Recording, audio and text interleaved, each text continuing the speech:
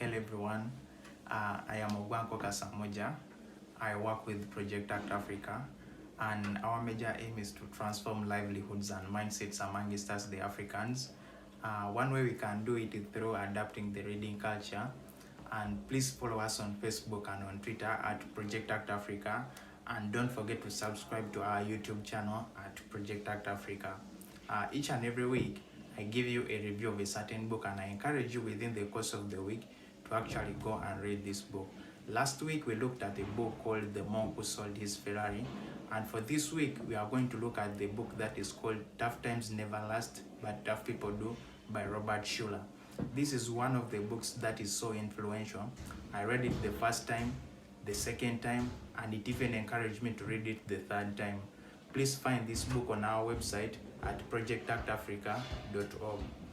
From this book, we learned that when the going gets tough, the tough get going. The only secret to success is for you to find a need and you fill it up. The only problem any person has is his own negative thinking. And from this book, we learn that there is no life that is problem-free. People are yearning to be successful, but success does not solve problems. Instead, success attracts more problems. Success has a habit of attracting problems, but the good thing is it only attracts problems that you can handle.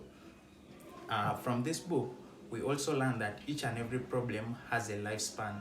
There's no problem that will last forever, but you will. From this book, we learn that each and every problem that comes, it will actually change you. Each and every problem that comes, it has a positive possibility.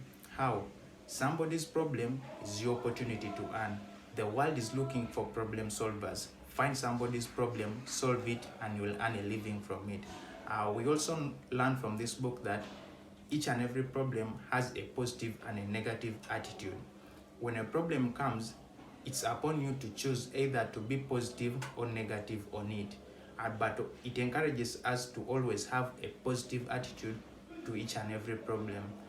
We also learn from this book that the only solution to a problem is not running away from it, but instead facing it.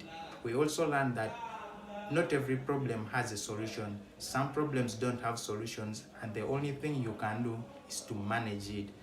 You learn the 12 principles of managing problems from this book.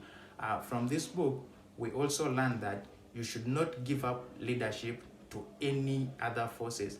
Some people, they give leadership out due to frustrations, fears, and experiences of life. But remember, the shoe does not tell your foot how big it should grow. So whatever exterior forces you may be having, you should not give up leadership just because you're facing some problems. We also learn from this book that you should not give up any idea just because of any other thing you may be thinking of. For example, it tells us the 10 commandments of possibility thinking. 1, never give up an idea because you think it is impossible.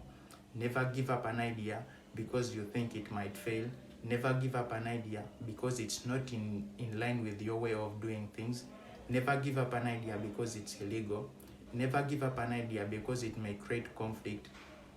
Never give up an idea because you may not take credit out of it. Never give up an idea because it may succeed. Just never give up an idea you have.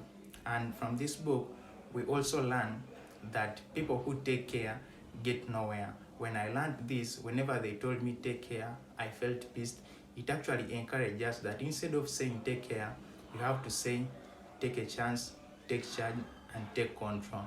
And from this book, we learn the game called Count to 10 and Win. This game is actually one of the games you can play if you want to succeed. For example, if I want to borrow money from anyone, I just have to look at the circle around me. I choose 10 people who may lend me the money. Then I start trying them from 1 up to the 10th person.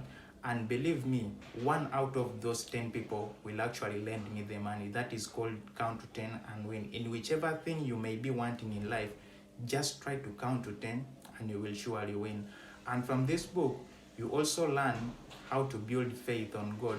With God, all things are possible, but with man, some things are impossible. We also learn how to handle a burnout. How can you handle a burnout? There are 5 steps of handling a burnout. 1 is review your past. 2, examine all the possible possibilities. 3, name the price you are willing to pay for it. And 4, choose the best possibility no matter the price. And 5, you have to wait and work. You also learn the alphabet of success. You will find it in this book here. And I actually encourage each and everyone to go and read this book within the course of the week.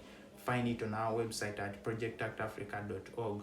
And don't forget to follow us on Facebook and on Twitter at Project Act Africa. And please subscribe to our YouTube channel for more updates at Project Act Africa. Thank you. See you next week.